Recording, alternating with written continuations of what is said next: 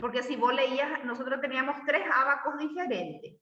Y de repente el que leía en un tipo de ábaco y leía en el otro daba una diferencia de 1 hasta 2 puntos en el hematocrito. Y eso tiene una diferencia importante en la hemoglobina, que es el principal parámetro para que yo pueda definir, por ejemplo, una anemia, ¿verdad? Un grado de hipoxia. Entonces, hace pocos años, todo esto era muy rudimentario, todo era muy manual. Y nosotros sabemos que aquí entonces se pierde esa fiabilidad, se pierde la exactitud, se pierde la precisión, que son uno de los parámetros que el laboratorio debe mantener, la precisión. Y esto se pierde, porque yo tengo que pipetear. Imagínate, esto se llama cámara de Neubauer. Y aquí, poniendo la muestra del paciente diluida en un reactivo, yo tengo que contar los glóbulos blancos de mi paciente en el microscopio. Esto va al microscopio y yo acá tengo que mirar células sin color, ¿verdad? Solo voy a ver unos puntitos blanquitos refringentes a la luz y eso yo tengo que contar. Multiplico por un factor y eso es el número de glóbulos blancos de mi paciente. Si mi paciente tiene una reacción leucemoide con un conteo de glóbulos blancos más de 30.000, y que eso es frecuente en una sepsis, en una infección aguda, ¿sí? En un proceso bacteriano agudo, fácilmente tenemos un conteo muy alto de glóbulos blancos. Con este método así yo no voy a lograr. Yo tengo que hacer una dilución de la muestra, contar aquí esa muestra diluida y el conteo final multiplicar por el factor de la dilución. O sea que la exactitud y la precisión se pierde enormemente ahí.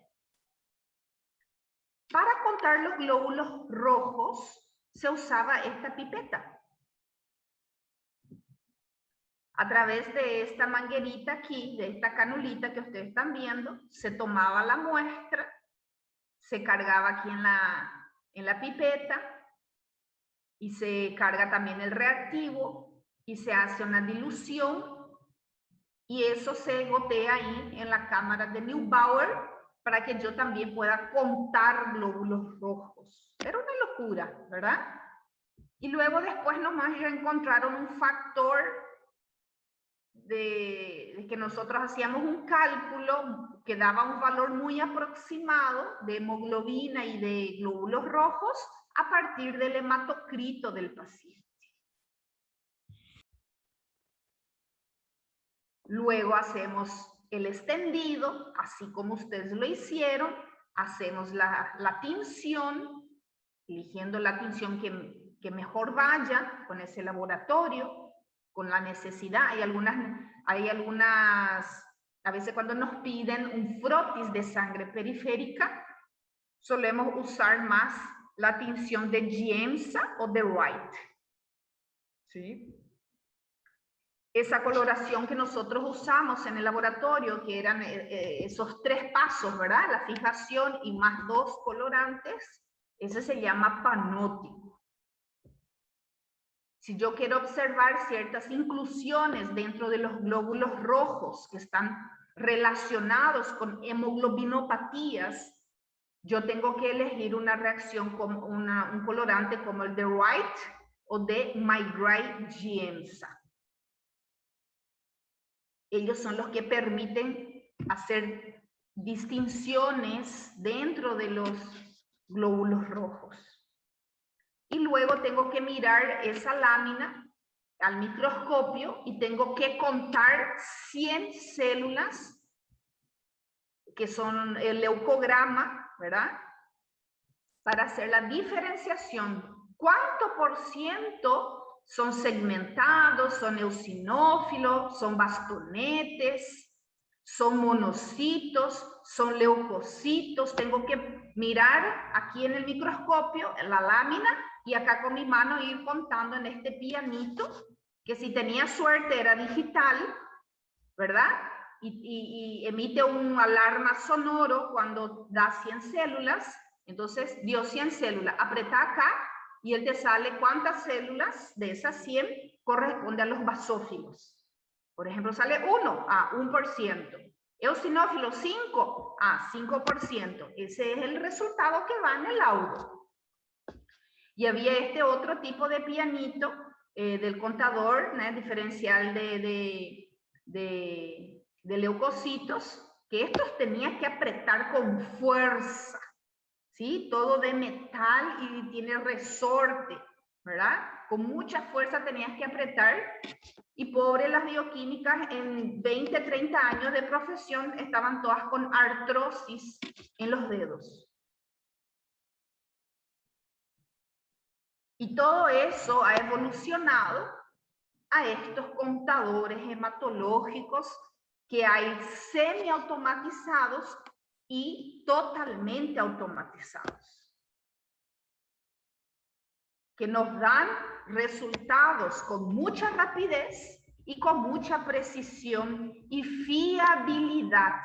Eso es lo más importante. Entonces, eso nos dice acá que los actuales analizadores automáticos permiten determinar con un grado elevado de fiabilidad, rapidez y un bajo costo los principales parámetros hematológicos en sangre periférica, aportando una valiosa información acerca de las 3 series hemáticas. Los métodos de ensayo, entonces, hay los manuales. Yo quiero corroborar por A de motivo que esos resultados que me está lanzando mi contador hematológico están bien, son reales. Y en este momento no cuento con calibradores, porque tenemos calibradores de valores normales, de valores patológicos, ¿verdad? Viene todo con su resultado y al pasar ese calibrador en la máquina, te tiene que arrojar esos valores. Pero vamos a suponer que no tenemos, porque a veces no hay. Está en falta. Vos tenías y venció, ya no sirve más. Y ahora yo tengo que, ¿verdad? Sacar resultado. Entonces, ¿qué voy a hacer? Voy a hacer un método manual. Voy a agarrar esa mi muestra y voy a hacer un método manual para comparar el valor con los valores, con los parámetros que me está sacando esa máquina. Entonces, ¿se sigue haciendo manuales? Sí. ¿Seguimos aprendiendo a hacer un hemograma de forma manual? Sí.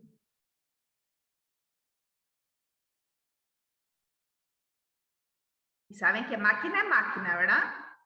Un momento se descompone, no funciona, no tenés técnico en el momento y bueno, hay que hacer ese hemograma, hay que sacar ese resultado, entonces ahí vamos a hacer de forma manual. Están los semiautomatizados, que se usa por citometría de flujo, que utiliza el método de ensayo por impedancia eléctrica. Y también están los por rayo láser, que son los más fiables. Son también los que sacan mayor cantidad de parámetros hematológicos. Y su método de ensayo se llama dispersión a láser. Esas células que son introducidas dentro de las máquinas pasa por un haz de luz, ¿verdad? Que en ese caso es por impedancia o por la luz del rayo láser, y ahí son identificadas las células por volumen, por tamaño, por densidad, una serie de características que tienen nuestras células de los 3 linajes, y que todo eso está introducido en el software de la máquina. Y la máquina puede reconocer todas esas células y hacer un conteo de esas células con una pequeña cantidad de muestra, como por ejemplo 50 microlitros de sangre, que sería como una gota de sangre, ¿no? Una gota grande de sangre. ¿Sí?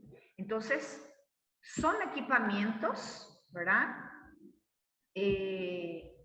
Modernos que utilizamos en el laboratorio.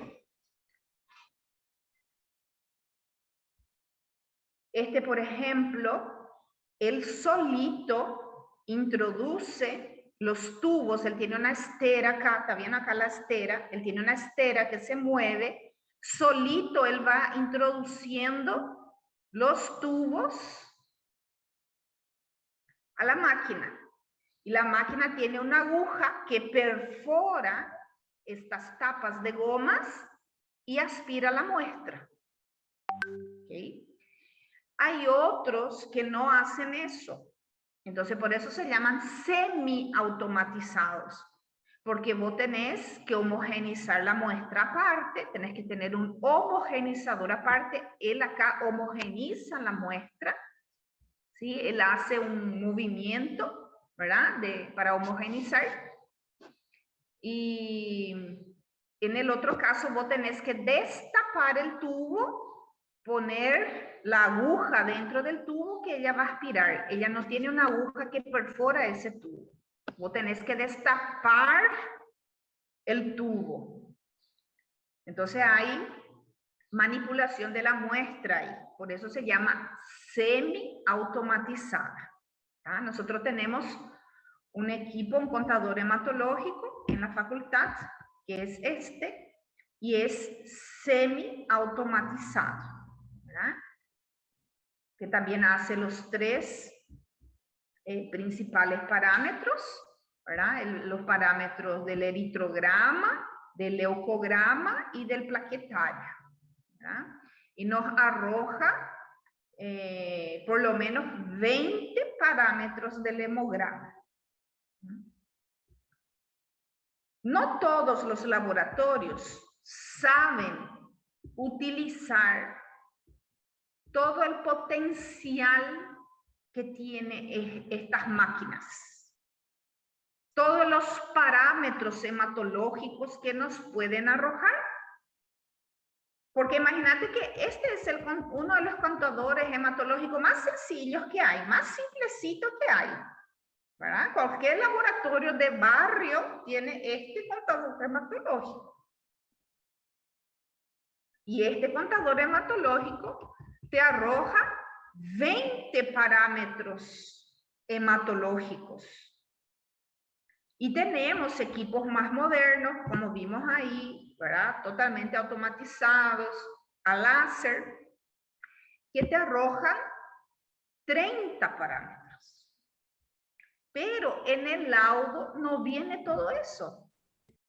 En el laudo ellos arrojan 15, 16, 17 parámetros nada más. O sea que no saben sacarle el jugo a su máquina. No saben el potencial, ¿verdad? De ese equipo.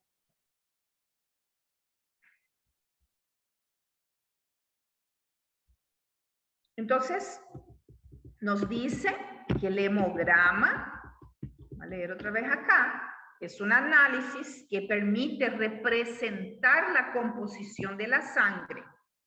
Se esquematiza en un cuadro. ¿Cómo va a venir ese laudo? Puede venir en un cuadro, en una tabla, o en un gráfico que expresa las cantidades y las proporciones de los diversos elementos sanguíneos. También es llamado de biometría hemática o conteo sanguíneo completo. El hemograma revela el hematocrito, la cantidad de hemoglobina, la cantidad de glóbulos rojos, la cantidad de plaquetas, entre otros datos. Todos esos datos nosotros llamamos parámetros hematológicos. Parámetros del hemograma, ¿verdad? Pero lo correcto es parámetros hematológicos. Además, indica la concentración de hemoglobina por glóbulo rojo y el tamaño medio de los glóbulos rojos. Si estos glóbulos rojos tienen un tamaño normal, si están más agrandados, si están más pequeñitos, porque todo eso tiene una correlación clínica con alguna deficiencia, con alguna patología, que nosotros los vamos a estar abarcando bastante en la parte de anemias. El hemograma se utiliza para detectar o controlar múltiples afecciones. Un médico puede solicitar para desarrollar un control de rutina, analizar cómo avanza un tratamiento, observar los efectos de un trastorno crónico, diagnosticar una enfermedad, ¿verdad? Hacer el seguimiento del tratamiento es muy importante. El hemograma, ¿verdad? Ahí estamos viendo si esos glóbulos rojos se están bajando demasiado, si esos glóbulos rojos están, esos leucocitos están subiendo demasiado, si hay un consumo de plaquetas y esas plaquetas están muy bajas. Entonces, es un examen fundamental para el seguimiento de todo paciente.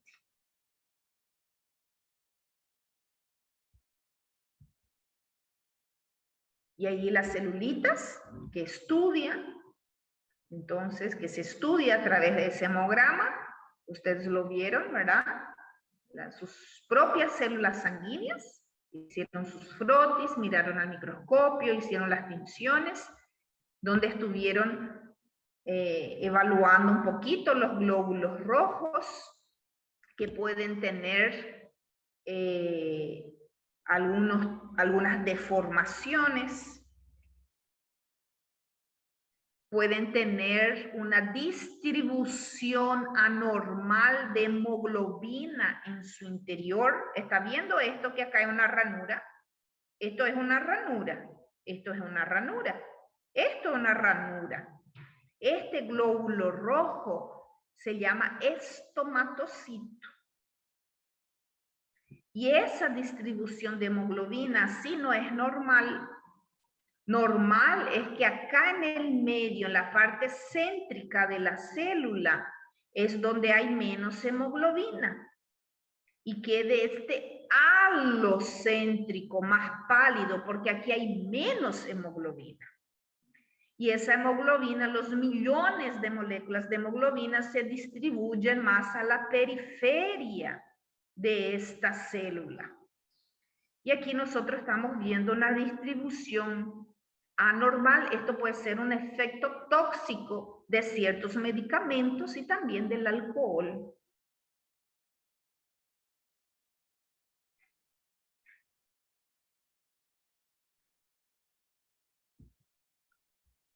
Aquí, ¿verdad? Otra imagen que podemos apreciar mejor, los glóbulos blancos, que van a venir en una parte del hemograma que se llama leucograma. Todo lo que esté relacionado con los glóbulos blancos se llama leucograma. Todo lo que esté relacionado con los glóbulos rojos se llama eritrograma. Y todo lo que esté relacionado con las plaquetas se llama plaquetograma. ¿Sí? Las plaquetas también, número, tamaño, distribución normal, si son macroplaquetas o microplaquetas, si son plaquetas inmaduras. Hoy en día tenemos parámetros que nos pueden informar de todo esto.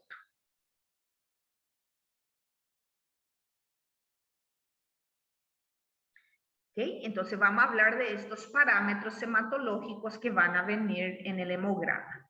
¿Hasta aquí alguna pregunta? ¿Algo que quieran preguntar de lo que ya pasamos?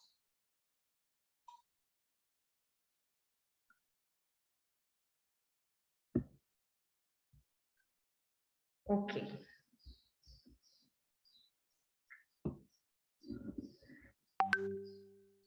Esto está en sus siglas en inglés, ¿sí? Ustedes van a ir en el hospital, y en los hospitales públicos, aquí en Paraguay, ellos imprimen ese resultado directo de la máquina. Entonces ellos tienen su contador hematológico, esto está conectado a una impresora, y entonces este resultado mismo, como está acá en la pantalla, va a ser impreso, y eso es lo que se le va a dar al médico para que interprete, y va a venir con esas siglas. Prácticamente los hospitales públicos no pasan este resultado, que también sale en esta impresora pequeñita acá, sale un ticket. Y en los particulares, en los privados, que ellos hacen, transfieren esa información a un formato mejor, más acabado, más detallado, ¿verdad? Un poquito más estético, con palabras completas y no solamente con las abreviaturas. Pero nosotros tenemos que saber leer, ustedes tienen que saber leer esto, porque así como ustedes van a recibir el hemograma de un paciente ahí en Presidente Franco, ahí en IPS, allá en Los Ángeles, ¿tá? Porque en los hospitales públicos ellos no pasan ese laudo en un formato, menos en la urgencia, ¿verdad? Entonces, estos son los glóbulos blancos, ¿tá? Ellos son los leucocitos, que ya enseguida más adelante vamos a ver los valores normales.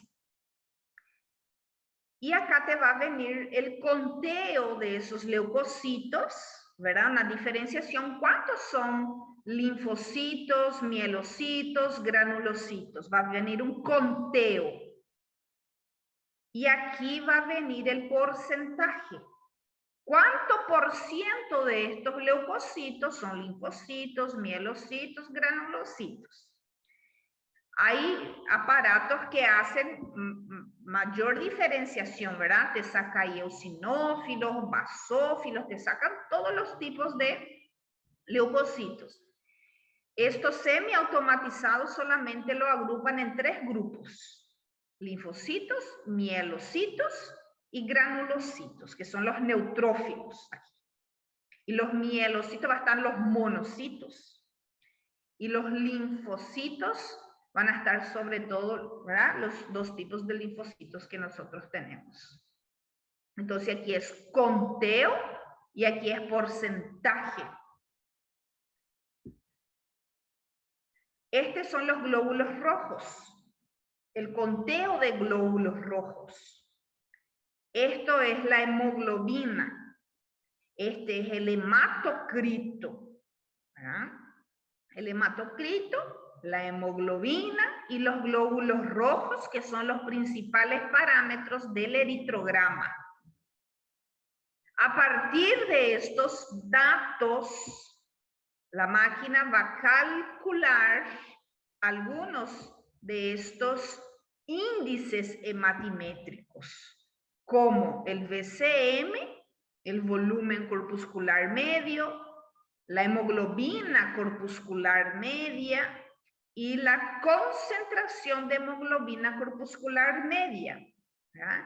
Que son datos muy importantes en los síndromes anémicos. Entonces, para diagnosticar una anemia, yo voy a mirar estos 3 parámetros. De entre los 3, la hemoglobina es el más fiable. Es lo que me va a definir realmente si hay una anemia leve, moderada o severa. Y cuando hay descenso de esa hemoglobina, estos índices hematimétricos de la hemoglobina corpuscular media van a sufrir alteraciones. Y cuando ese proceso de deficiencia de hemoglobina es un proceso crónico también, que está instalado por más de 6 meses, va a realizar modificaciones en el volumen, ¿verdad? En el tamaño de esa hemascia, de ese hematí. Que él tiene un tamaño, el hematía tiene un tamaño normal. Y si está faltando nutrientes, minerales, vitaminas, allá en la médula ósea, para que esa hemoglobina se sintetice y llene a este glóbulo rojo, para que cuando él se transforme en glóbulo rojo maduro y salga a la circulación periférica. Y si eso está ausente, entonces va a haber variación en ese volumen corpuscular medio. Y yo puedo estudiar eso en una población celular.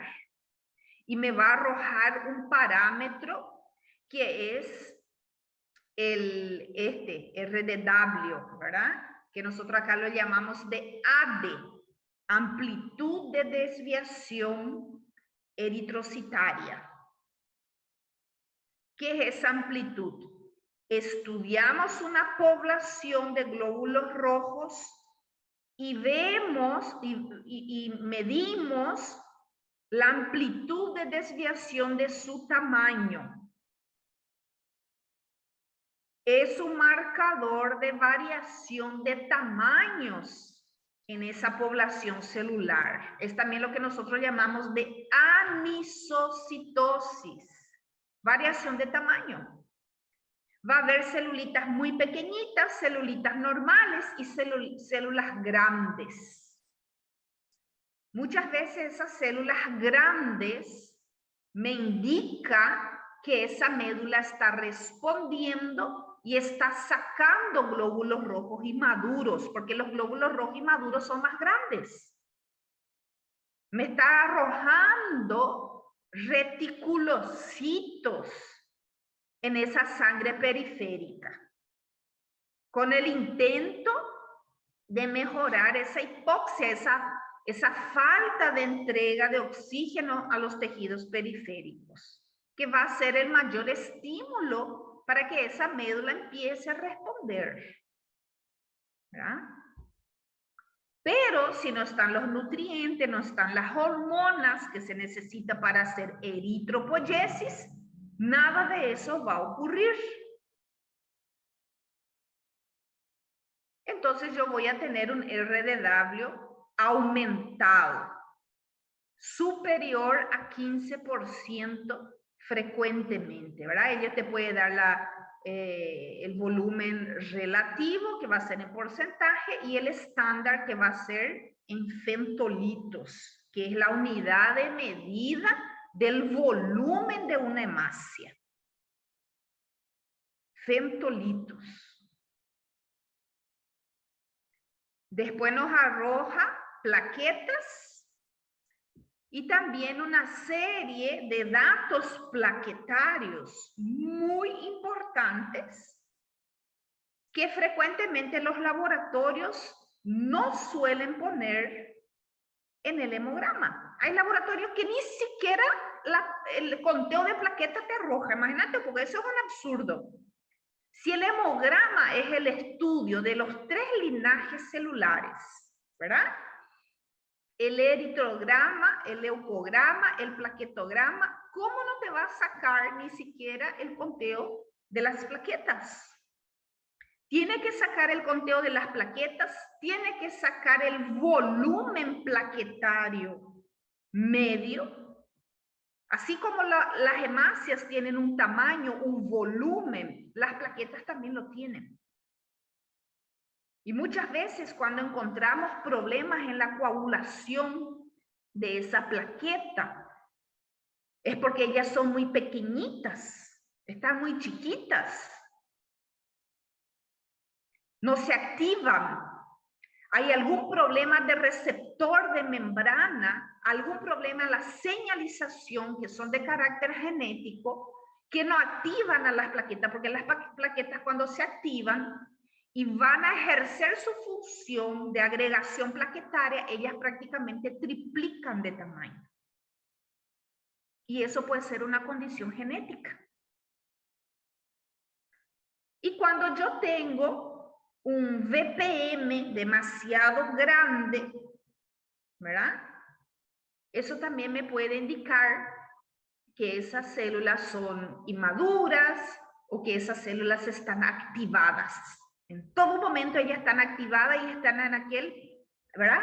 En alerta. Atención, atención, atención, porque lo que ellas saben hacer es defender, defensa, formando coágulos, haciendo agregación plaquetaria. Y eso también es un riesgo de trombosis importante en los pacientes.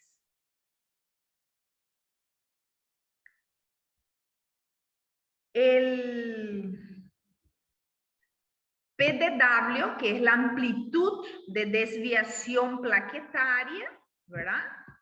Que casi, mira, los laboratorios muy pocos sacan esto. Entonces es para estudiar esa población de plaquetas, si hay una variación en tamaño entre ellas.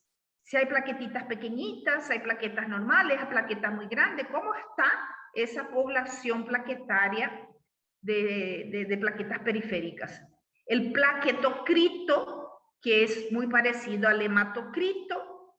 Entonces, nosotros tenemos una masa plaquetaria, ¿verdad?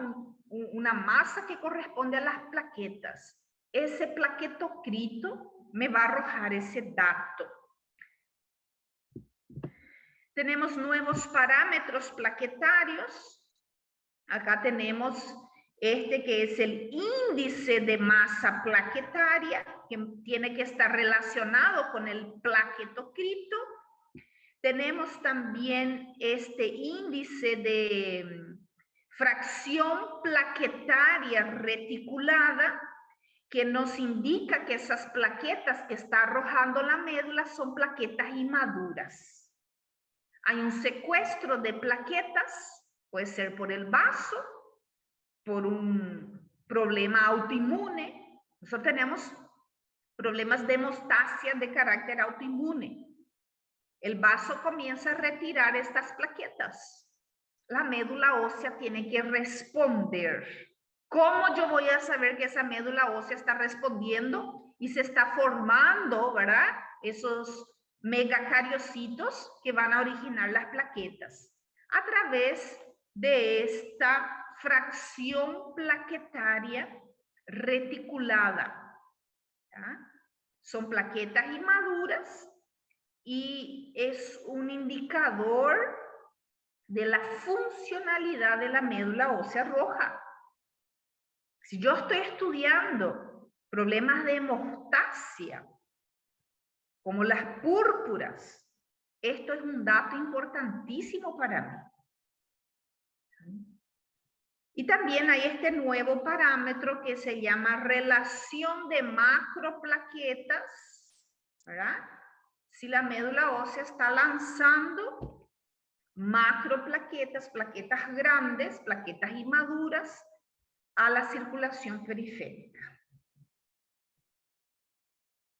Entonces, como ven, son muchos los parámetros hematológicos y no todos los laboratorios lanzan estos parámetros. ¿Verdad? Acá, por ejemplo, tengo un formato de análisis clínicos, donde ahí me separa. ¿Ve cómo me separa? ¿Verdad? Me gusta mucho este formato de resultado. En primer lugar, porque me separa de una forma bien visible el eritrograma, el leucograma y el plaquetograma, o sea, la serie roja, los datos de la serie blanca y los datos de la serie plaquetaria. Además de eso, me indica bien las unidades de medida y me indica los valores de referencia que son para el adulto y me diferencia del hombre y de la mujer. Importantísimo. Entonces aquí hay 1, 2, 3, 4, 5, 6, 7 de las plaquetas. Miren, 7, 8, 9, 10. Hay 10 y más todas las partes del leucograma.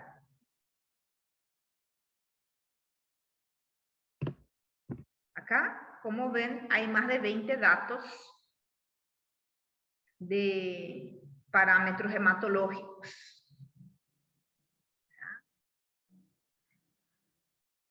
De la serie plaquetaria, me lanzó conteo de plaquetas, me lanzó la BPM, el volumen plaquetario medio y la distribución, la amplitud de distribución plaquetaria.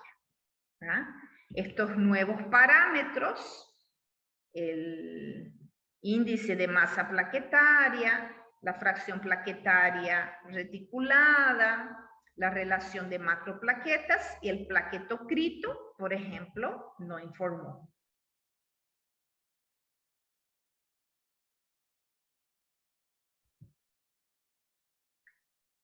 Este es otro resultado, acá de un laboratorio de nuestro alrededor, de nuestra comunidad, ¿no es cierto? Ahí de Foz de Iguazú.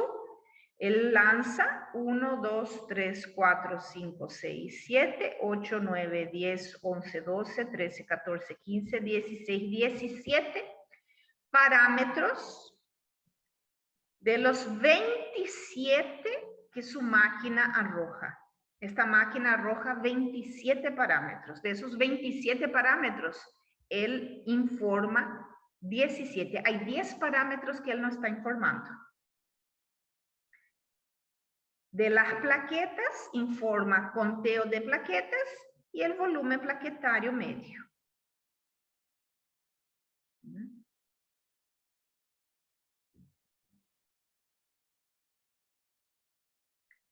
En el valor de referencia, no me dice, ¿verdad? No me separa para hombres y mujeres, no me dice que es valor adulto, no me refiere si hay valores para niños, ¿verdad? Entonces ahí vemos algunas falencias. Este es también de otro laboratorio de Brasil, un laboratorio muy renombrado, Hermes Pardini, laboratorio de referencia para todo Brasil. Y estos son los parámetros que él arroja teniendo un contador automatizado por citometría de flujo.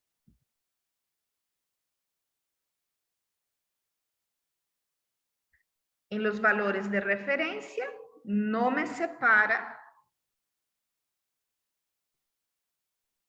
por género, ¿verdad?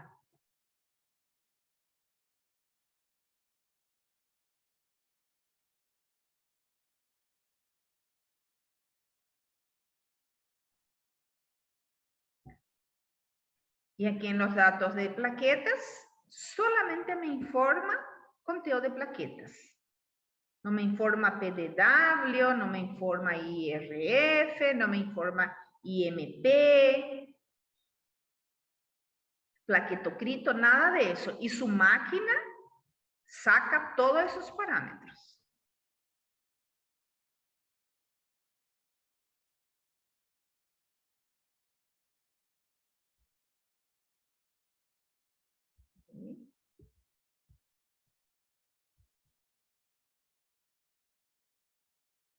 Entonces, de estos resultados de laboratorio, estos formatos, ¿verdad? De laudos que estamos viendo acá, estamos viendo que este primerito que vimos está, ¿verdad?, más completo, donde hay más cantidad de parámetros y también que está separado los valores de referencia y nos indica bien que son valores para adulto. Hay que tener cuidado con los valores en pediatría porque cambian bastante, ¿sí? Imagínate que la hemoglobina de un recién nacido, pues, un valor de 20, 22 está normal. Siendo que para una mujer ese valor, o para un hombre, 20, 22 de hemoglobina, es una poliglobulia. ¿Ah? Tenemos un diagnóstico de una alteración hematológica grave. Entonces, va cambiando, ¿verdad? La hemoglobina, los hematocritos, el conteo de los hematíes y los índices hematimétricos, así también como los glóbulos blancos, desde el momento de nacimiento hasta llegar a la adultez. Doutor, esses exames, eles não vêm completos, é por conta do laboratório ou pelo médico que não pede? Por que uns é completo e outros não? Sí, es por cuenta del laboratorio. Porque el laboratorio, pocos son los laboratorios que tienen un sector que es solamente para pediatría y ellos manejan valores de referencias pediátricos. Frecuentemente, ¿verdad? Un hemograma de un niño de 5 años, de 2 años, un bebé de 12 meses, se lo va a hacer un hemograma y va a venir este valor de referencia acá, porque es el formato que él tiene. Porque no hay una ley que exija, ¿cómo se dice? Esos criterios, unificar criterios en los valores de referencia. Entonces, es el pediatra, es el médico el que va a manejar estos datos, por más que no aparezca ahí en los valores de referencia. Entendi, doutora. Obrigada. Okay.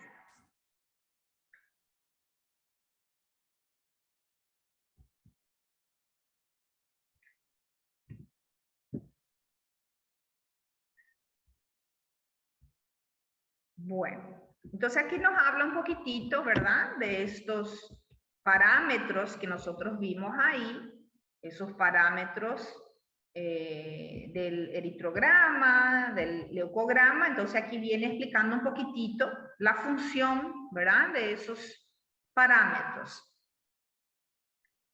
Para esos parámetros que están ahí dentro del eritrograma, sabemos de la función fundamental de los eritrocitos, que ellos son para transportar gases, que allí están ocurriendo varios tipos de reacciones químicas importantes, y una de las más importantes es la producción de anhídrido carbónico, de bicarbonato, y que esto tiene una acción reguladora del pH sanguíneo.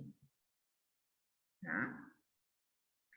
Que los eritrocitos tienen una capacidad amortiguadora por la producción de ese bicarbonato gracias a la anhidrasa carbónica que ellos contienen en su interior.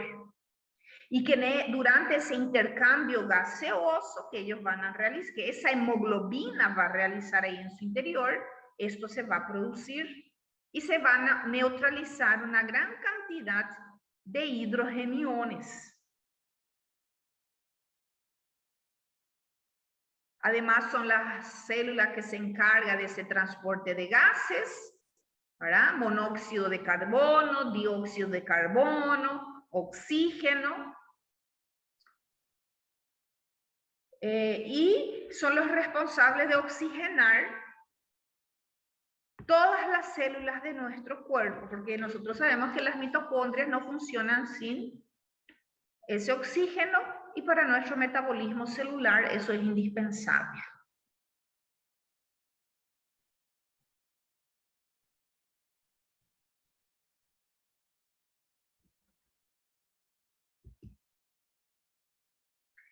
Entonces aquí tenemos los valores de referencia.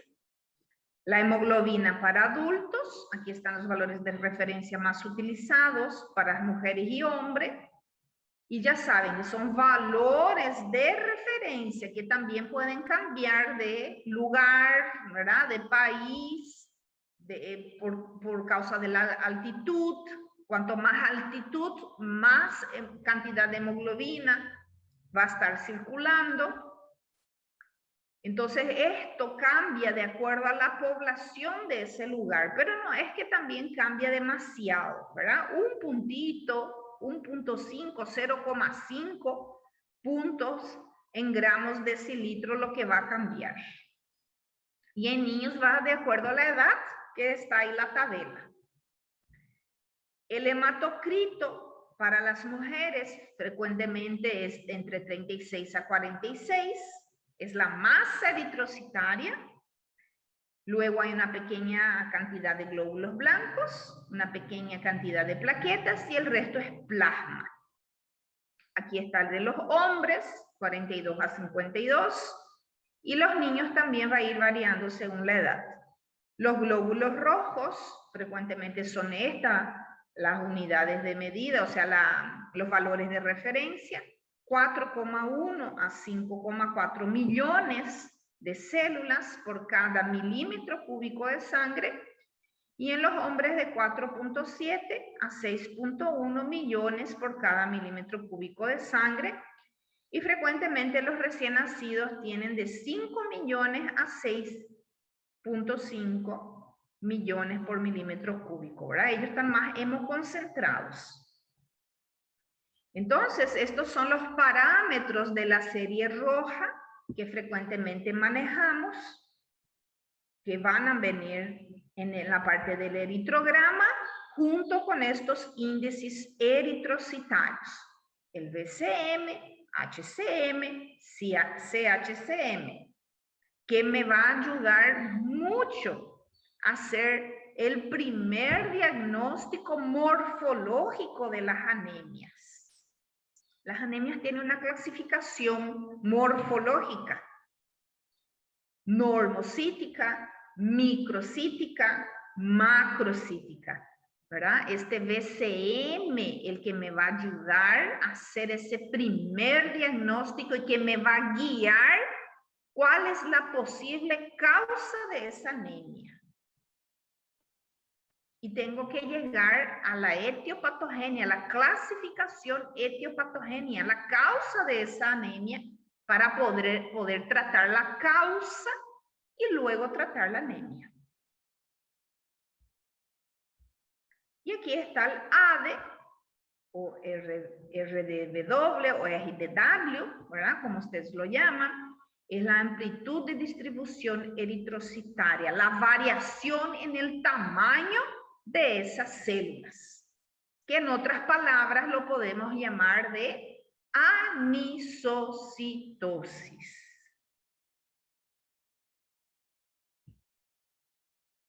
Esto aquí lo saqué de ese material de apoyo que lo puse en la carpetita, interpretación clínica del hemograma, ¿verdad? Entonces, para que ustedes sepan, vuelvan a repasar nuevamente qué es lo que era un VCM, un HCM, un CHCM, y para qué lo uso, para qué importancia tiene esto, ¿sí? Entonces, en esa parte del material de apoyo, fíjense en este cuadro. Esos índices hematimétricos o eritrocitarios nos ayudan mucho también a conocer las alteraciones morfológicas. Entonces, si esos índices eritrocitarios me vienen anormal, me viene un RDW muy alterado, ¿verdad?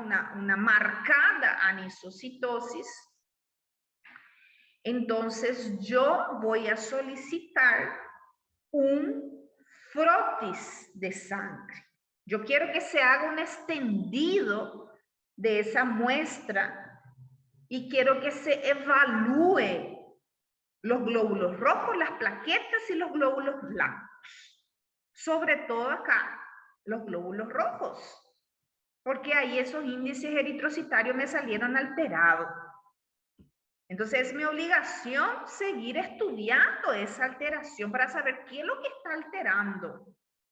Si es un defecto genético, si es un efecto de algún medicamento, si mi paciente está intoxicado con algo está afectando la médula ósea de este paciente, puede ser chumbo, puede ser plomo, ¿sí? Los pacientes que toman antidepresivos, ¿verdad? Las sales de litio. Eso se puede depositar en la médula ósea y causar alteraciones morfológicas. y que a la larga pueden causar un problema medular. Entonces yo tengo que conocer eso, tengo que prever eso, porque si no a la larga mi paciente va a necesitar un trasplante de médula ósea, y un trasplante de médula ósea no es así nomás que se hace, no es así nomás que se consigue un donante. Acá en Paraguay menos, porque nosotros tenemos un solo banco de médula ósea en Paraguay. Y hace poquito, ¿sí? Antes ni siquiera lo teníamos. Si vos necesitas un donante, bueno, vas a recurrir vos por tu cuenta propia, buscando ese donante, pidiendo a tus parientes, a tus amigos, a tus conocidos, que si por ahí, ¿verdad? Tiene la gentileza de donar su médula, imagínate un poco, porque no teníamos banco de médula ósea.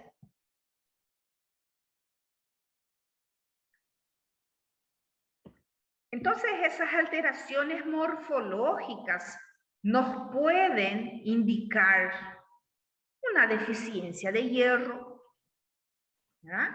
¿Por qué? Porque estos glóbulos rojos van a estar muy pequeñitos y vacíos. No hay hemoglobina y para sintetizar hemoglobina necesitamos hierro. O si nosotros vemos alguna alteración aquí adentro de estos glóbulos rojos, podemos pensar en una hemoglobinopatía. Yo voy a reportar esto. Este es un examen sencillito, baratito, sale el resultado en el día y va a arrojar mucha información al médico. Entonces él va a pensar, puede ser un error en la síntesis de la hemoglobina. ¿Qué tengo que pedir? Electroforesis de hemoglobina.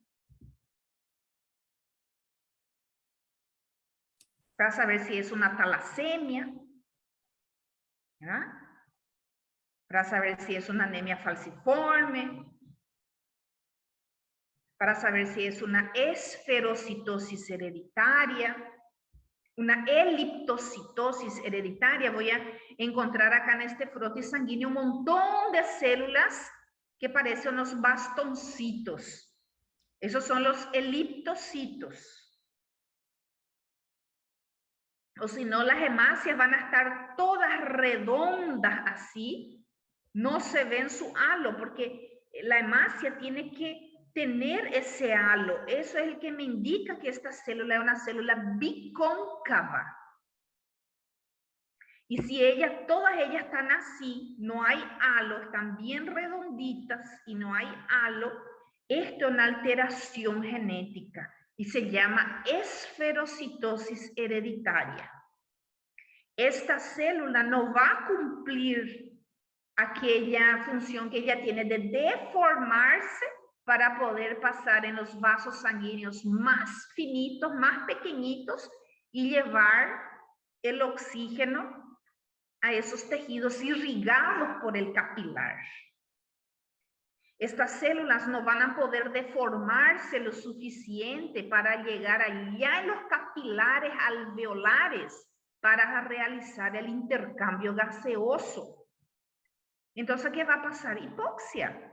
Mi paciente está cansado en todo momento, está fatigado en todo momento, tiene problemas para la concentración, para la memoria, tiene somnolencia, vive mal y tiene dolor en los huesos. Porque esa hipoxia va a activar a la médula ósea. Va a exacerbar la producción en la médula ósea. Pero estas células son células alteradas y no cumplen su función. Cuando tengo un VCM demasiado grande, me puede orientar que es una anemia macrocítica, característica de las megaloblastosis, que puede ser una intoxicación en la médula, puede ser por falta de vitamina B12, puede ser por falta de ácido fólico, puede ser por uso crónico de corticoides, paciente con asma, pacientes con alergias, rinitis alérgica que no vive sin sus corticoides. A veces tenemos pacientes que usan antialérgicos que no son corticoides, pero a veces tenemos pacientes que usan corticoides. Antialérgico como antihistamínico, ¿verdad? Hay una familia de antihistamínicos que no son corticoides. Pero sí hay un grupo de antihistamínicos que también son corticoides. Y ya sabemos todos los efectos colaterales que puede causar el uso crónico de esos fármacos. Hasta en la médula ósea puede actuar.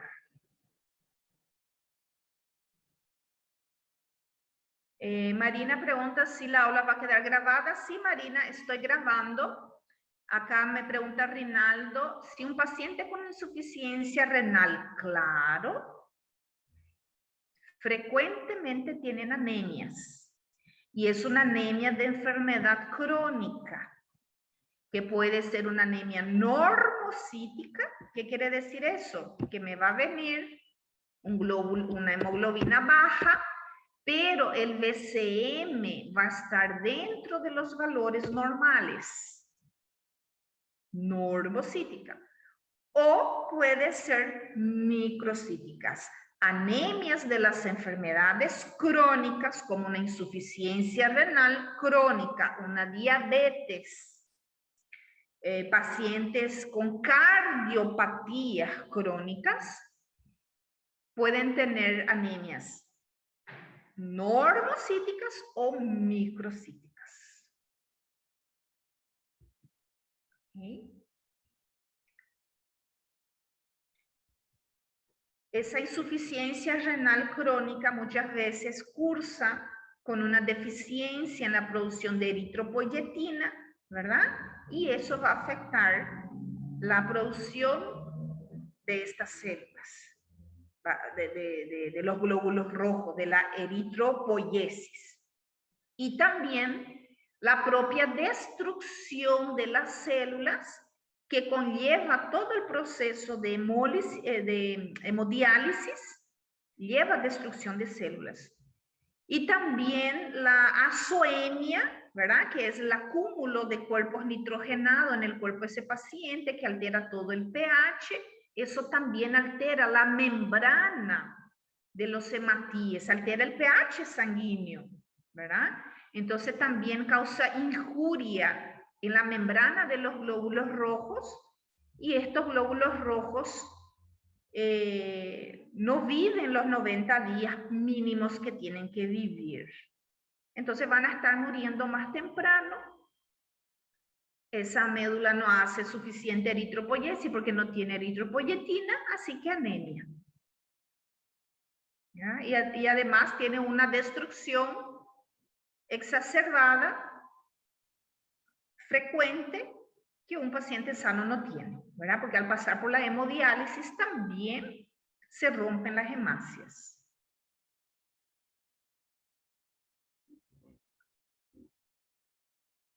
Las talasemias, que también son enfermedades crónicas, son problemas en la síntesis de hemoglobina. Miran los glóbulos rojos vacíos.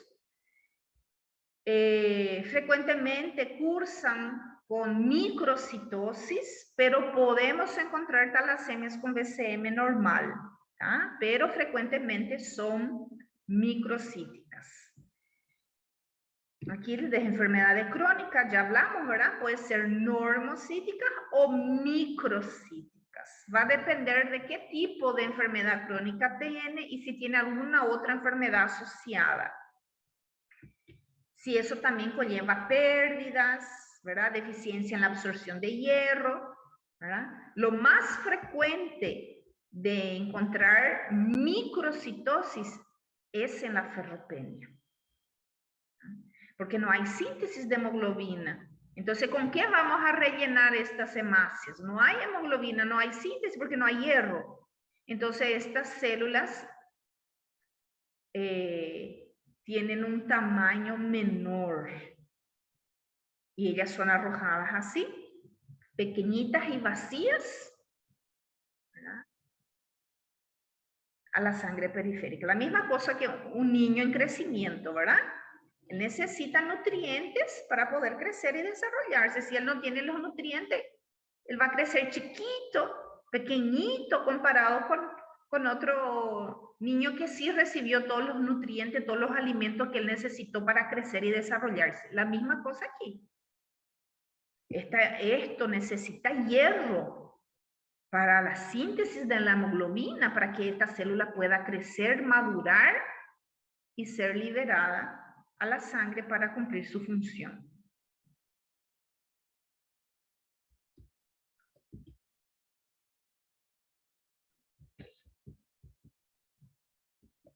Entonces, en ese hemograma que me va a venir estos valores alterados aquí, ya me está indicando qué otro examen es importante solicitar. Voy a solicitar una cinética de hierro, porque yo creo que mi paciente tiene una ferropenia. Muchas veces una ferropenia, si ella no es muy crónica, todavía no hay anemia. ¿Sí? Todavía no hay una anemia así pronunciada, ¿verdad? Pero ya me puede ir alterando estos valores, más si conozco el histórico ya de mi paciente, entonces, puede ser una deficiencia de hierro, voy a pedir cinética de hierro. Voy a pedir hierro sérico, voy a pedir ferritina, voy a pedir la saturación de la transferrina. Esos son los exámenes que incluye la cinética de hierro. Me salió un BCM grande, compatible con las megaloblastosis. No voy a pedir cinética de hierro, voy a pedir dosaje de vitaminas.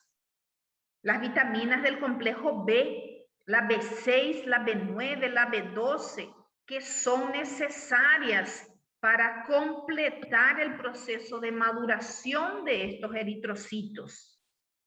Si ellos no maduraron, están siendo liberados con un tamaño mayor, ¿verdad?, en la sangre periférica. Y eso es la característica de la megaloblastosis. Que después yo voy a buscar la causa. Voy a buscar, ese paciente no está comiendo, ese paciente no está absorbiendo, este paciente tiene una enfermedad intestinal, este paciente toma omeprazol. ¿Qué es lo que está pasando acá? Que tiene esas deficiencias de estas vitaminas. Y es ahí donde yo voy a trabajar. No es solamente suplementarle la vitamina y chao, ¿verdad? Tengo que tratar en la causa de esa deficiencia.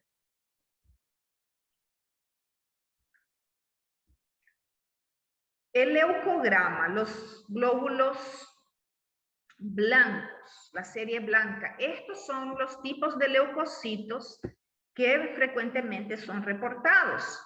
Los linfocitos, los monocitos y los granulocitos, que son los neutrófilos, eosinófilos y basófilos. Aquí están los basófilos, chicos. Mira qué linda esta imagen. Se ven bien los gránulos de estos basófilos. ¿Sí? Este es un monocito. Mira un poco las vacuolas que él tiene adentro. Él está fagocitando. Son nuestros macrófagos, ¿verdad? Miren el aspecto ameboide que tiene. Es una célula que se mueve, es una célula que realiza fagocitosis.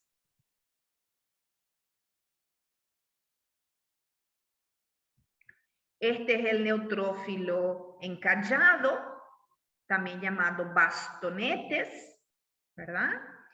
Este es el neutrófilo más maduro, que ya tiene más lóbulos de su núcleo. No, este es el eosinófilo. Los gránulos son bien rojos, ¿verdad? Son bien rojos. Eosinófilos. Acá está el bastonete. No, pero este no tiene gránulo. Parece que no estoy viendo bien mis células. Este estaría representando el monocito, ¿verdad? Porque no tiene gránulos, tiene un núcleo medio arriñonado, ¿verdad? Por eso es importante las tinciones, porque nos va a ayudar a diferenciar todos estos tipos de células, porque va a colorear bien el núcleo, el citoplasma y los gránulos si es que lo hay. Entonces acá tenemos neutrófilos, eosinófilos y basófilos. Y acá tenemos una imagen, una figura, un diseño, ¿verdad? De un monocito. Y acá está una foto real de un monocito, ¿verdad? Con ese su núcleo bien grande, bien diferenciado, bien basófilo, aspecto bien ameboide y inclusive con vacuolas en su interior. Acá lo que faltó fue los linfocitos. Y aquí están los valores de referencia para adultos. Miren un poco, un recién nacido puede tener hasta 30.000 glóbulos blancos por cada milímetro cúbico de sangre. Es normal. Esto en un paciente adulto grave, ¿verdad? En la primera semana eso va bajando prácticamente a la mitad. Y luego en un mes de nacido prácticamente los valores de referencia normales ya tiene el bebé. ¿Ya? Todo valor por debajo de 4.000 es una leucopenia. Y eso puede comprometer las defensas de nuestros pacientes. Puede ocurrir leucopenia a causas farmacológicas, nuestros pacientes que reciben quimioterapia, radioterapia también. Muchos fármacos también cursan con descenso de los glóbulos blancos durante las infecciones víricas, aplasias medulares y ciertos problemas inmunes, ¿verdad? También cursan con consumo de glóbulos blancos y por tanto leucopenia. Todo valor para adulto superior a 10.000 de glóbulos blancos por milímetro cúbico es considerado una leucocitosis y está bastante relacionado con las infecciones bacterianas. Muy frecuentemente lo van a ver en las apendicitis. Las leucemias van a cursar con conteos de leucocitos superior a 50.000. Frecuentemente son más de 100.000. Entonces, frecuentemente en una leucemia van a encontrar ahí 100.000, 200.000, 400.000 glóbulos blancos por milímetro cúbico de sangre. Y durante el embarazo, que es una leucocitosis fisiológica, así como en los niños, que también tienen una leucocitosis fisiológica, pero no suelen pasar de 12.000, 11.000, 11.500, 12.000 son valores normales de ese aumento fisiológico. ¿Okay? Entonces aquí en este cuadro le puse la fórmula leucocitaria en porcentaje, algunos valores de referencia. Ya saben que esto puede cambiar, de repente lo puedes encontrar acá 55 a 70, ¿verdad? Aquí 25 a 35, entonces puede variar un poquito, pero frecuentemente son estos valores que encontramos en la mayoría de los resultados de hemograma. Y aquí le puse un poquitito más, ¿verdad? En que ciertas situaciones encontramos un número aumentado de neutrófilos, un número aumentado de linfocitos, de basófilos, de eosinófilos, están muy relacionados con las parasitosis, principalmente en los niños, y en las alergias. Pacientes que son alérgicos, que cursan con alergia de forma frecuente, ellos suelen tener un valor un poco aumentado de eosinófilos.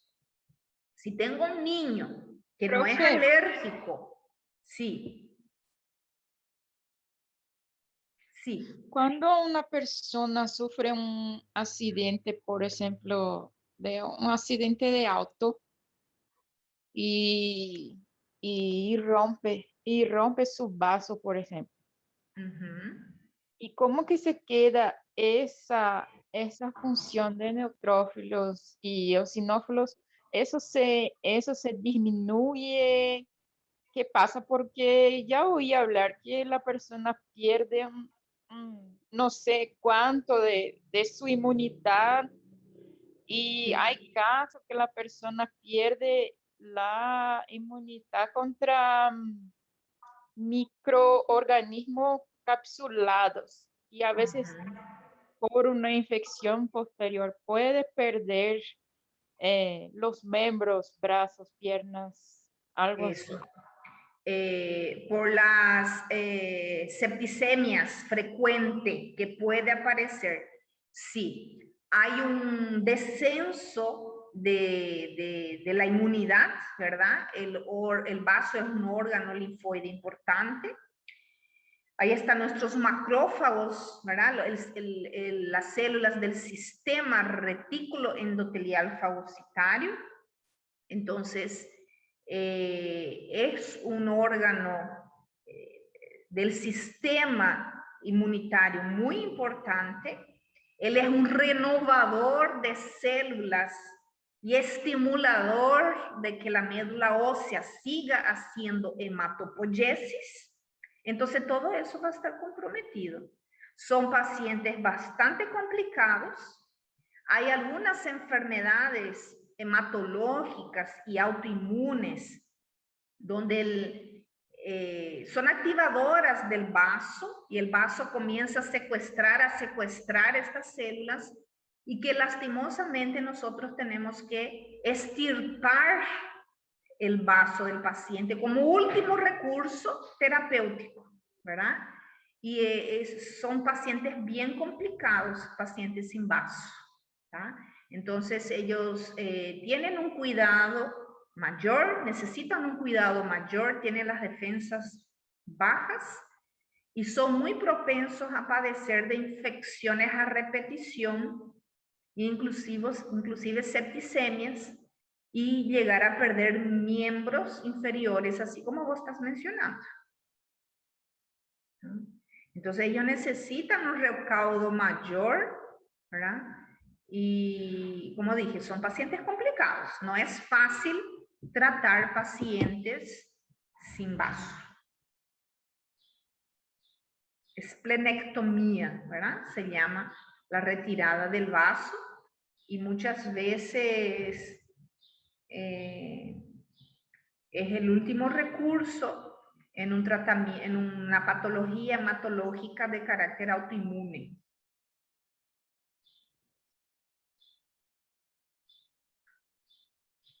Gracias, profe. Dale.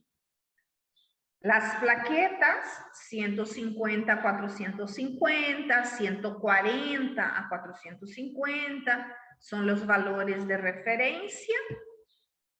Hay varios grados de trombocitopenia, un grado leve cuando va de 150 a 100, de 100 a 50 ya es moderado, es donde nosotros vamos a encontrar un sangrado en el paciente de forma frecuente, como las epistasis, que son los sangrados en la nariz, ¿verdad?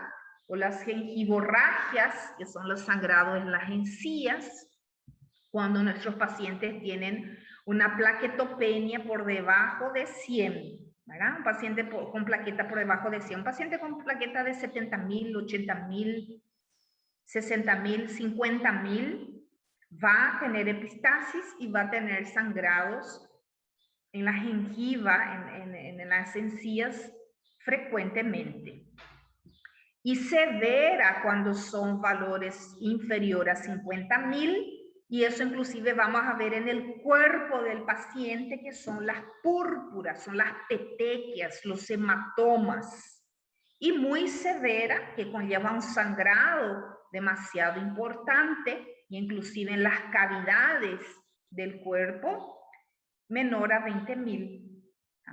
Entonces hay ciertas patologías, ciertas virosis que realizan consumo de plaquetas de una forma extraordinaria y eso también se lo hace a través del vaso y causa estas trombocitopenías severas.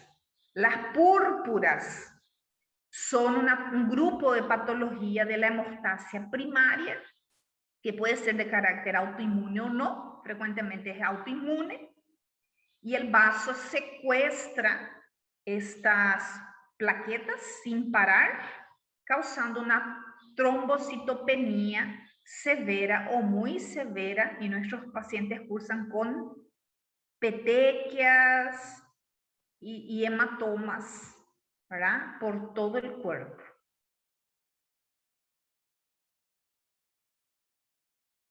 Entonces, para poder mantener un buen nivel hemostásico, un nivel hemostásico seguro, esas plaquetas deben estar mínimamente superior a 50.000.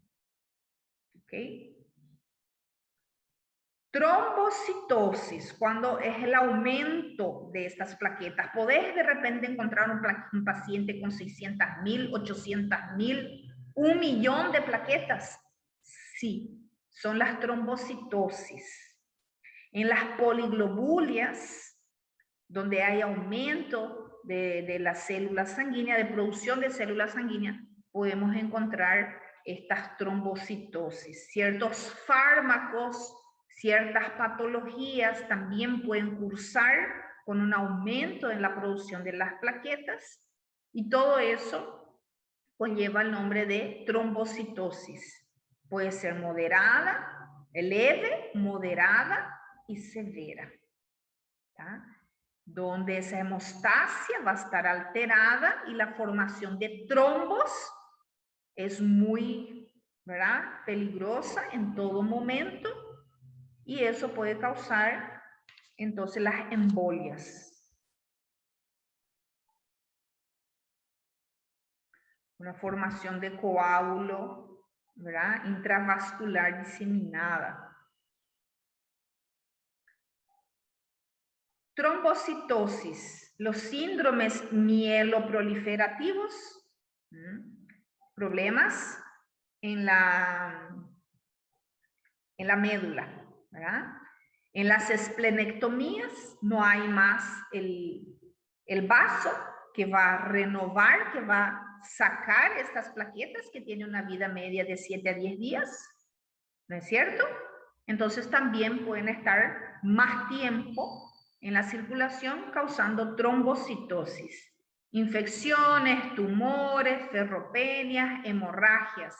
Recuerden que son células de defensa también.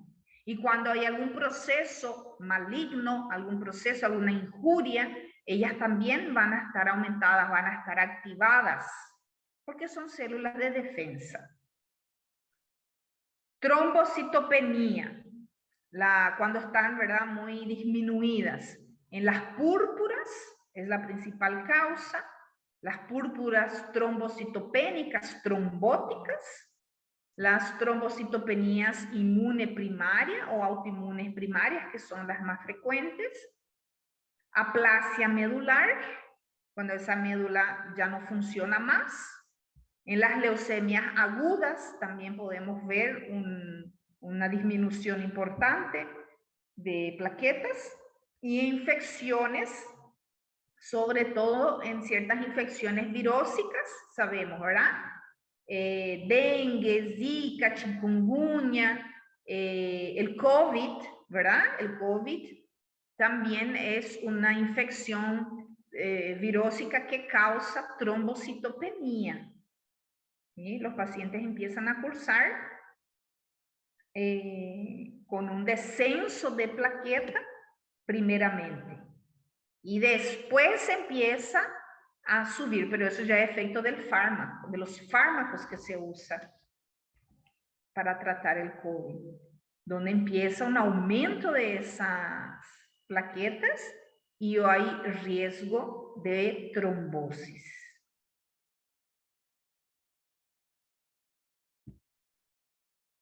Muy bien. Entonces ahí miramos los principales parámetros del hemograma, ¿verdad? ¿Para qué sirve? ¿Cuál es la función de estas nuestras células que vamos a estar analizando, contando, evaluando en esa muestra sanguínea? Tenemos que saber que existen condiciones que afectan a estos parámetros hematológicos. Como por ejemplo, tomar la muestra directamente de del suero, ¿verdad? De la vía parenteral del paciente o cercano a ese sitio donde está ocurriendo la infusión del suero. Eso jamás.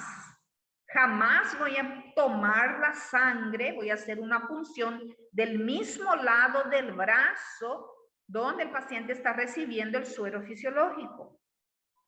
Mucho menos usar la misma vía, porque yo ya vi profesionales, enfermeros, ¿verdad? Que están ahí con el paciente, se solicita a ellos a tomar una muestra y por no querer pincharle de nuevo al paciente, cierra un rato el suero y luego toma de esa misma vía la muestra para realizar los análisis clínicos. No, de ninguna manera. Esa muestra va a estar muy diluida y todos los parámetros del hemograma van a salir alterados. No va a corresponder a los valores correctos del paciente. Todo paciente con tabaquismo crónico y paciente que estén expuestos a altas alturas va a haber un aumento del recuento de eritrocitos, aumento de hemoglobina, aumento de hematocrito y eso se llama poliglobulia secundaria. ¿Ah? El ejercicio intenso va a causar un aumento de los leucocitos y una disminución, y un aumento de los neutrófilos. Aumento de leucocitos y aumento de los neutrófilos, que muchas veces está relacionado con un proceso infeccioso, un proceso bacteriano, una reacción aguda a algo, ¿verdad? Si yo estoy investigando cualquiera de esas alteraciones en mi paciente hizo algún tipo de ejercicio, va a alterar ese leucograma. Entonces, ejercicio físico 24 horas antes de la toma de muestra para hacer cualquier análisis clínico, suspendido. No se debe realizar. Y una serie de medicamentos, como ustedes están viendo aquí, como los corticoides, que va a bajar los glóbulos blancos, va a causar una neutrofilia, va a causar eosinófilos prácticamente ausentes, ¿verdad? Litio, también neutrofilia, AINES, leucopenia, neutropenia, plaquetopenia. Entonces, si mi paciente son pacientes que consumen estos tipos de fármacos de forma frecuente, ¿verdad? Son pacientes que consumen estos fármacos de forma crónica. Yo tengo que esperar estos resultados en su hemograma. Yo tengo que saber que va a venir un glóbulo rojo, un glóbulo blanco más alto o más bajo. Doutora. Pacientes, sim. Permisso. O que é considerado crônico ali no caso dos anti-inflamatórios ali? Sim, paciente asmático, por exemplo, que sim. faz o uso da bombinha, né? Pacientes que hacen nebulizaciones com muita frequência, pacientes con sinusitis, cuando tienen las crisis de sinusitis, tenemos pacientes ahí que consumen corticoide más de 4 veces al año. A mais de 4 vezes já é considerado crônico? Sí, mayor a 3 meses ya es considerado crónico. Sim, graças. Ácido valproico, una disminución muy importante en las plaquetas, inmunosupresores, va a causar un descenso en prácticamente los 3 linajes celulares y también me puede aparecer una anemia macrocítica. Voy a ver un descenso de la hemoglobina y voy a ver un VCM aumentado superior a 100 centolitros. La isotretinoína, muy utilizada en el tratamiento del acné severo, ¿verdad? Pancitopenia, también. Pancitopenia es los 3 linajes, leucocitos, glóbulos rojos y plaquetas disminuidos.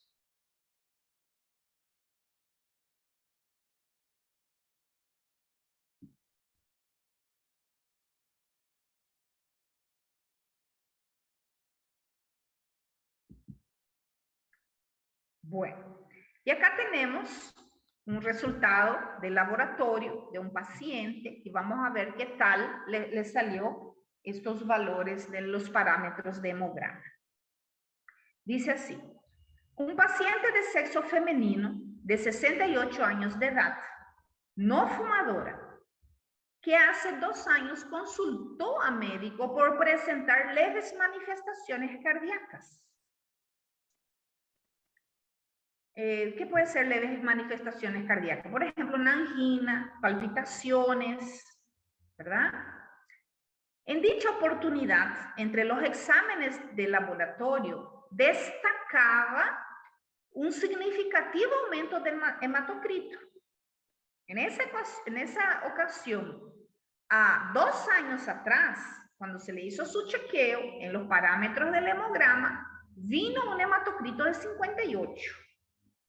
Muy por encima del valor normal del hematocrito para una mujer, que es de 36 a 46, 47 es el valor normal, ¿verdad? El resto es agua, es plasma. Al examen físico, presenta un buen estado general y signos vitales normales. Los exámenes pulmonar y cardíaco no presentaron alteraciones. El examen abdominal mostró esplenomegalia. Un vaso palpable de 1 a 3 centímetros bajo el reborde costal izquierdo. Es el hemograma previo a la consulta actual mostró estos valores. O sea que ella ya vino con una serie de análisis laboratoriales, entre ellos el hemograma, y este es el resultado del hemograma de esta señora. Glóbulos rojos de 7 millones. Acá está el valor para las mujeres. Aquí dice que es de 4.200 a 5.400. Entonces, como vemos, está muy por encima del valor límite de referencia. La hemoglobina 19,8, siendo que es de 12 a 16 gramos por cada decilitro de sangre. Y el hematocrito en esta ocasión vino 59%. Y aquí está el valor de referencia. Imagínate, 12 puntos por encima del límite superior normal. ¿Qué va a pasar ahí? Hay un cambio en la viscosidad de la sangre. Esta sangre está gruesa, está espesa. Porque antes, donde por lo menos el 60% tenía que ser líquido, ¿verdad? Tenía que ser el plasma, ahora hay una masa eritrocitaria responsable de ese porcentaje. Está al contrario.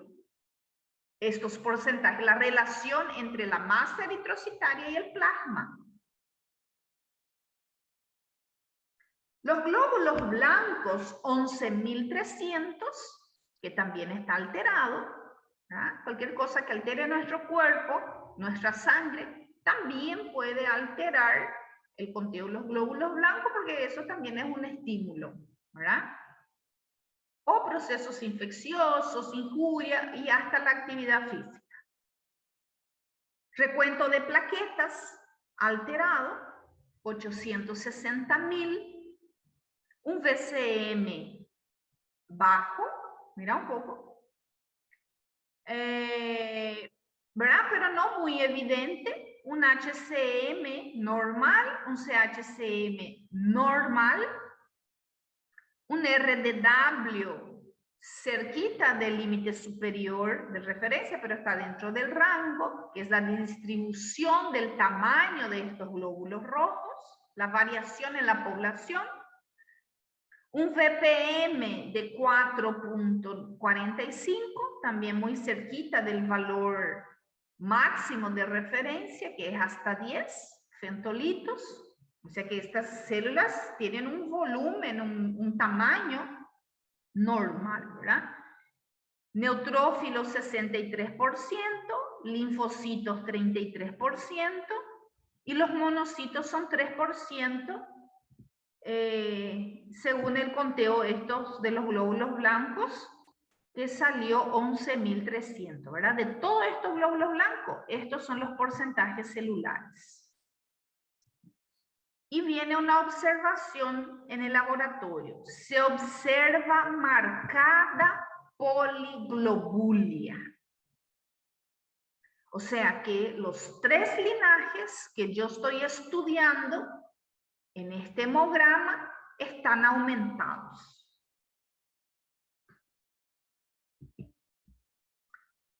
La poliglobulia es un aumento, principalmente la definición más sencilla de poliglobulia, es un aumento del volumen total de hematíes en sangre. Pero eso también puede venir acompañado del aumento de los glóbulos blancos y de las plaquetas. Pero lo que define una poliglobulia es el hematocrito por encima de los valores de referencia. Y luego, por supuesto, de la hemoglobina. Me dice que hematocritos superiores a 55 para los varones y 50 para las mujeres es criterio de diagnóstico de poliglobulia. Una hemoglobina mayor de 18,5 en varones y mayor a 17,5 en mujeres es criterio de diagnóstico de poliglobulia. Y esta señora tiene los dos. Un hematocrito superior a 50 y una hemoglobina superior a 17,5. Ahora hay que ver si esta poliglobulia es absoluta por un problema en la médula ósea, una estimulación excesiva que me está produciendo de más, o es por una pérdida de plasma, una pérdida de líquido, una pérdida de agua, ¿verdad? Que me puede dar entonces una poliglobulia relativa. Acá dice, puede clasificarse en poliglobulia, es absoluta, con un aumento real de la masa eritrocitaria total, o relativa, en la que hay un incremento de esa concentración de hematíes debido a una pérdida del volumen plasmático. Pero la masa eritrocitaria total es normal. Por ejemplo, los pacientes que cursan, por ejemplo, los pacientes que tienen hipoalbuminemia, ¿verdad? Su hígado no está produciendo albúmina. No era la albúmina que dejaba el agua acá en el plasma. Si este paciente tiene un problema hepático, una hepatopatía, una insuficiencia hepática, hay menor producción de albúmina y esa agua sale, se pierde, se va al intersticio, causando edema. Entonces, eso, por ejemplo, es una poliglobulia relativa, ¿verdad? Acá dice Gustavo, una neoplasia mieloproliferativa. Eso. Las mielodisplasias, que por una serie de factores, que inclusive puede ser genético, estimula a nuestras stem cells a producir y producir más células. No llega a ser una leucemia, ¿verdad? Pero causa varias sintomatologías en el paciente, como alteración de la presión arterial, el edema, aumento de la frecuencia respiratoria, ¿verdad? Aumento de los latidos cardíacos, aumento del vaso.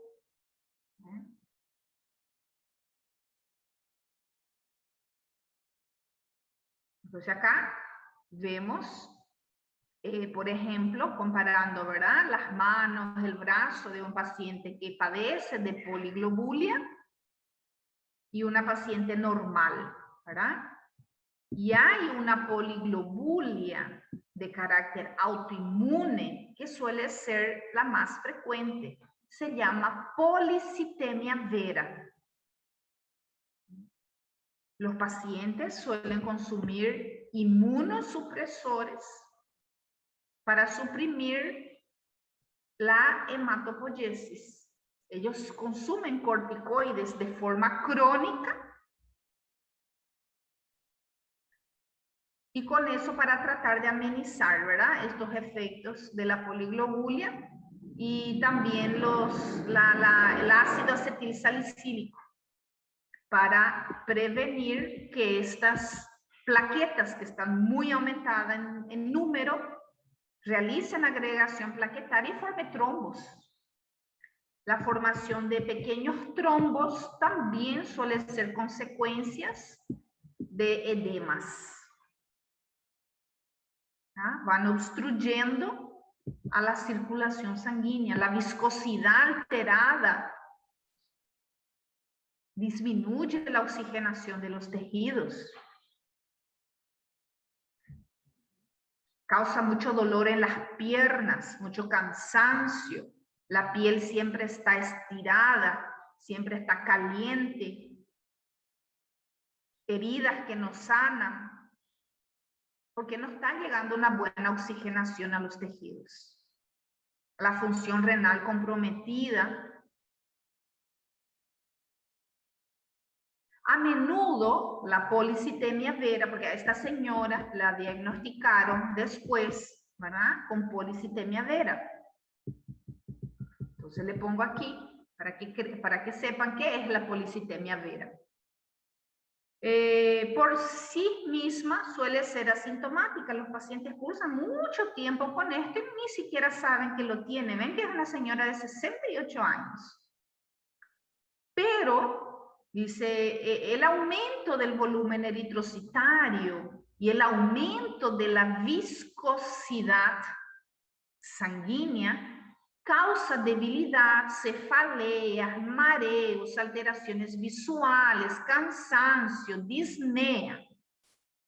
Con frecuencia hay prurito. Es uno de los síntomas característicos de la policitemia vera, ¿verdad?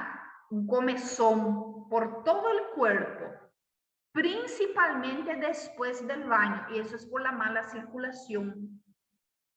¿Ah? O una ducha caliente, que puede ser el síntoma más temprano.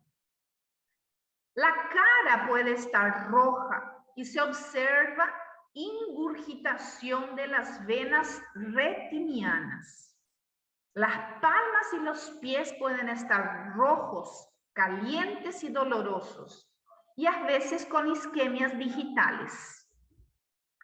Más del 30% de los pacientes presentan esplenomegalia. Y es todo eso lo que vemos acá en esta paciente. ¿Sí? La trombosis puede causar síntomas en las zonas afectadas, ¿verdad? Déficits neurológicos, en casos de accidente cerebrovascular, ataques isquémicos transitorios, dolor o hinchazón en las piernas, que suele ser lo más frecuente, en caso de trombosis de miembros inferiores. Pérdida de visión unilateral, que ya es una complicación grave, importante, porque el paciente puede quedarse ciego inclusive. Y en ocasiones, ¿verdad?, oclusión vascular retiniana. Entonces, son pacientes que necesitan tratamiento ¿sí? Y el hemograma es el primer contacto con esta enfermedad. Es ahí donde nosotros vamos a ver estas dos condiciones para poder realizar el primer criterio de diagnóstico, que es la poliglobulia. Y luego yo voy a buscar la causa de esa poliglobulia para poder clasificarla en absoluta o relativa. Pacientes con enfermedades pulmonares obstructivas crónicas cursan frecuentemente con poliglobulias.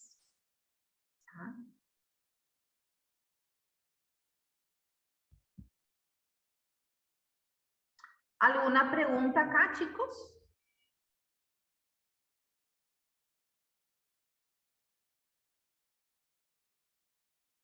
Sobre los parámetros del hemograma. Los parámetros que corresponden al eritrograma, al leucograma y los parámetros plaquetarios. Frecuentemente son estos, son solamente dos parámetros plaquetarios que los hemogramas, los laboratorios suelen lanzar, ¿verdad? El conteo o recuento de plaquetas y el VPM. Pero yo quiero que ustedes sepan que hay más parámetros plaquetarios. Y si nosotros estamos investigando patologías de la hemostasia, esos parámetros son importantes, como el IRF, como por ejemplo el PDW, ¿verdad? Que es el ADP, ancho de distribución plaquetaria, y el índice de masa plaquetaria, el IMP. ¿Ah? Y quiero que se preparen para leer esos parámetros nuevos que seguramente dentro de 1 o 2 años ya van a estar más introducidos dentro de los resultados laboratoriales.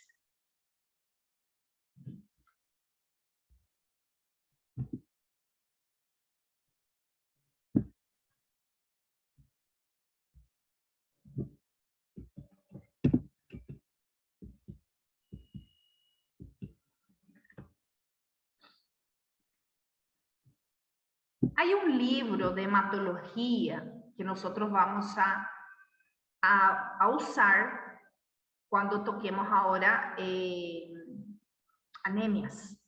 ¿Ah? Después de metabolismo de proteínas, vamos a hablar de metabolismo del hierro y ahí vamos a empezar a hablar de anemias. 4 capítulos de anemias están aquí en este libro de hematología que yo le voy a pasar a ustedes, que yo lo tengo en PDF, le voy a pasar allí. Y esto nosotros vamos a estudiar toda la parte de hematología porque es un libro muy bueno, sencillo, con buenas imágenes, con buen vocabulario y que le va a ayudar muchísimo a ustedes en el estudio de las anemias e interpretación del hemograma. ¿Ok?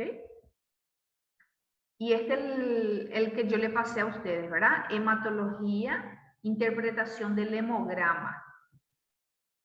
¿Ah? Como material de apoyo. Y luego, cuando hablemos ahora de las anemias, le voy a pasar este material acá, que es de la Sociedad Argentina de Pediatría, porque en nuestros casos clínicos vamos a aprender a leer hemograma de los niños.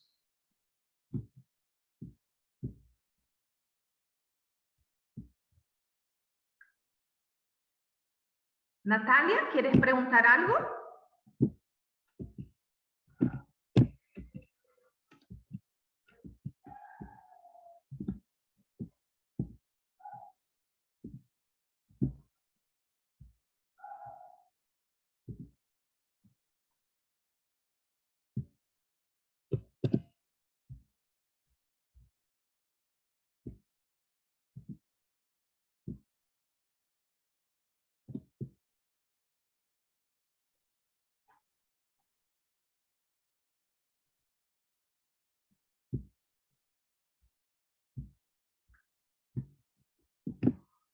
Un ratito voy a leer tus mensajes. Estoy terminando de pausar acá la grabación, ¿sí?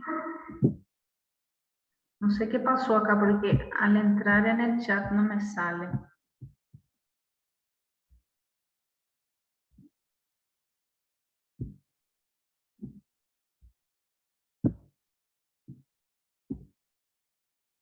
Natalia pregunta, ¿cómo voy a proceder a partir de esos resultados? Bueno, entonces vos allí tenés criterio laboratorial y tenés criterio clínico. Tu criterio clínico allí, ¿cuál fue tu hallazgo? Esplenomegalia. Está muy relacionado con esa poliglobulia. La sintomatología de esa paciente, ¿verdad? Que por más que en ese momento no tenía sintomatologías cardíacas o pulmonares, pero ella tenía histórico de 2 años que venía consultando por molestias cardíacas. Presión arterial, consumos de fármacos, estudiar los perfiles renales, ¿verdad? El perfil renal de ella va a estar muy alterado. ¿Ah? Entonces, todo eso son exámenes complementarios, ¿verdad? El perfil renal, el perfil hepático, aferir la presión, saber si ella es paciente hipertensa, muy frecuentemente sí, ella va a ser hipertensa. Y esos son los exámenes complementarios que te va a ayudar a cerrar ese diagnóstico. Como allí te expresaba, hay 2 tipos principales de poliglobulia. Una absoluta, que es un problema de producción excesiva, y otra porque el paciente perdió líquido. Entonces descartamos la relativa por una deshidratación, ¿verdad? Por otro problema de base, por hepatopatías, la hipoalbuminemia, y queda la absoluta, que puede ser de carácter autoinmune también, o no. La poliglobulia, como yo dije, la más frecuente es la policitemia vera. Afecta más a varones que mujeres, ¿verdad? Y es de edad adulta, ¿sí? Esa policitemia vera no vas a encontrar en pacientes con menor a 40 años. Entonces, eso es otro dato importante a tener en cuenta, ¿verdad? La edad del paciente, las características, cómo vienen evolucionando esa sintomatología, el histórico de esa paciente, y junto con tu perfil hepático, perfil renal y otros exámenes complementarios, cómo se pudo detectar la esplenomegalia, un examen de imagen para saber que allí no hay un tumor, no hay algo infiltrativo, ¿verdad? Entonces, va a ser suficiente para llegar al diagnóstico. El tratamiento de la policitemia o de las poliglobulias absolutas, que es el problema de mielo proliferativo, ¿verdad? Está produciendo demasiado células, es corticoides, inmunosupresores, es suprimir de forma controlada la hematopoiesis. Eso todos ustedes van a ver en fisiopatología, junto con farmacología, ¿sí? Que son 2 materias muy importantes que ustedes van a tener el año que viene ya, porque es la preparación preclínica para ustedes. En 4º año ya es clínica, el año que viene es preclínica.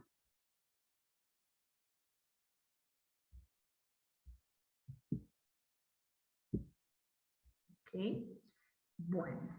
Entonces nosotros vamos a seguir, ¿verdad? Analizando ya en casos clínicos. Cuando demos, vamos a analizar varios casos clínicos y vamos a aprender a leer hemograma en anemias, hemograma en infecciones, hemograma en pérdidas, hemogramas en deficiencias. Entonces vamos a seguir leyendo. Acá nosotros conocimos los parámetros completos de un hemograma y saber que hay nuevos parámetros que por más no estén siendo informados en la mayoría de los laudos, tenemos que saber que ahí están y para qué sirven. Y si yo los quiero, tengo todo el derecho y la autoridad de llamar al laboratorio y decirle, hola, ¿qué tal? Como yo suelo hacer, ¿verdad? ¿Será que me puede informar el ADP de mi paciente? El VPM de mi paciente, porque hay laboratorio que no informa, ¿verdad? Ni siquiera la plaqueta. Yo llamo allá y digo, ¿verdad? Yo llamo y digo, ¿puede informar? Yo pedí un hemograma de mi paciente y estoy mirando los resultados y no encuentro acá resultados de plaqueta, de ADP, de IRF. ¿Será que me puede informar, por favor? ¿Verdad? Estoy en todo mi derecho, porque yo sé que ese examen se hizo, porque si él me informó en el laudo que ese hemograma fue hecho por un contador hematológico, fulanito, menganito de tal, yo sé que ahí hay 25 parámetros arrojados. É só ir olhar lá na tela del aparato, registrar e informar. ¿Sí? Por eso es bueno estudiar y tener ese conocimiento, ¿verdad? Porque con propiedad lo puedo solicitar.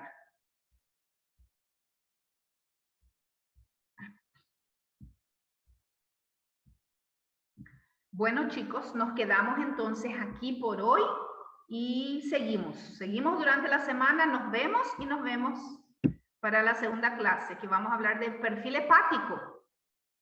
Chao, buenas noches para todos. Chao, chao, chao. Chao, gracias, doctora. Gracias, Chao. doctora. Chao, profe. Chao. Gracias, Gracias, profe. doctora.